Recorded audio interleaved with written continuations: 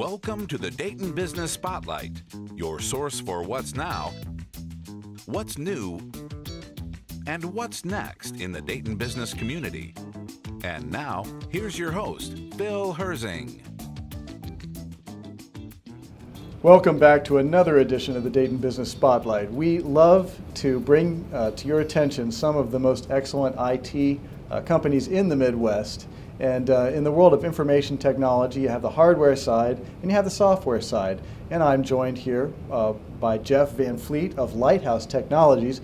LighthouseTechnologies has a very interesting story relating to how it does software. Jeff, thanks so much for joining us. Bill, thanks for having us. Tell us a little bit about Lighthouse and how you picked this name and what do you guys do? Well, as you said, we're a software consulting company, and what we do, I kind of liken it to a manufacturing process. And you know, when you're manufacturing a lawnmower, for example, a piece of metal comes in one end, goes to a machine, they cut that piece of metal, goes to the next machine, maybe it stamps out the body of the lawnmower, and they drill the hole, and on. They manufacture and they put the install the engine on it, and wheels, and it finally gets done.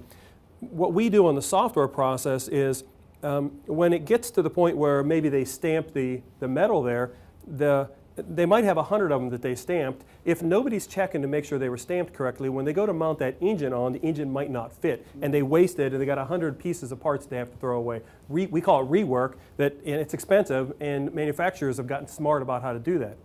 In the software world, we do the same thing. What Lighthouse does is we make sure that as the software is moving from one station to the next station through the process, that we're inspecting and testing to make sure that the parts are going to fit when it gets to the next step. Okay, all right. Okay? So like, for example, this is a typical software process, and we specify what's happening with the requirements in the design, and what we see is we gather information at each of these stages to make sure that what's happening in the process is clean, and when it gets out here to testing and delivery to the customer, it actually meets what they really expected it to do. So often you will build something, and then by the time you're done, you've added so many layers of complexity to it, it doesn't even work in the end. Exactly right. The customers don't recognize it. They had something very simple in mind that they wanted to do, and when it gets clear out here, the software developers, they tend to typically think more like an art, and we're trying to drive them more to science and make it very predictable, and so that we can measure and they can deliver much like a manufacturing shop.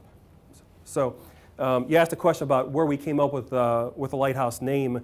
My wife and I, when I started the company in 2000, my wife and I were thinking about what name we wanted to choose, and we wanted something that would recognize and people would remember as stable. We're here for a long time to support you, and it's here to help. And so that's why we picked the name. Well, plus we love lighthouses too. So. Gotcha.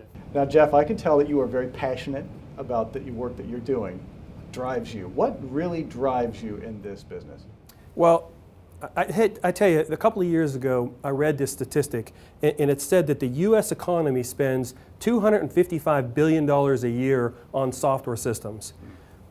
What it really then said was we waste $55 billion of that $255 on overruns and canceled projects. That is incredible. It's unbelievable to me. And so as we're delivering our software solutions to our customers, we're always trying to increase the efficiency for both our government customers as well as our commercial customers. It's just unbelievable to me how much money is being wasted because people are thinking it's more like art than science. The Dayton Business Spotlight, very passionate about Dayton and its future, and I can tell you're passionate about this city. Tell me about tomorrow in Dayton, Ohio. Well, Phil, I'm excited about the future of Dayton.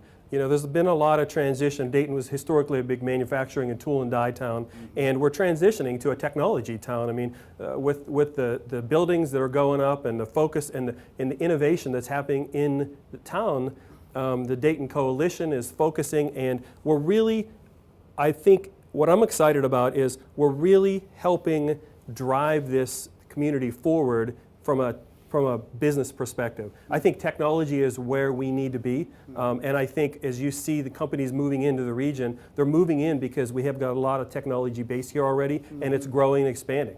That's right, we got that infrastructure going on. We do. Thank you so much, Jeff, for joining us. We look forward to reporting more about Lighthouse's success. Phil, I appreciate it, and I appreciate everything you all do for the community as well. Thank you so much.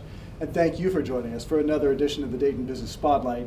Obviously, Dayton is a town that is known for innovation, and it's known for putting out some of the most high-quality businesses and products available. We are so pleased to be able to feature these for you. Please check out some of our other videos. You'll find excellent stories there as well.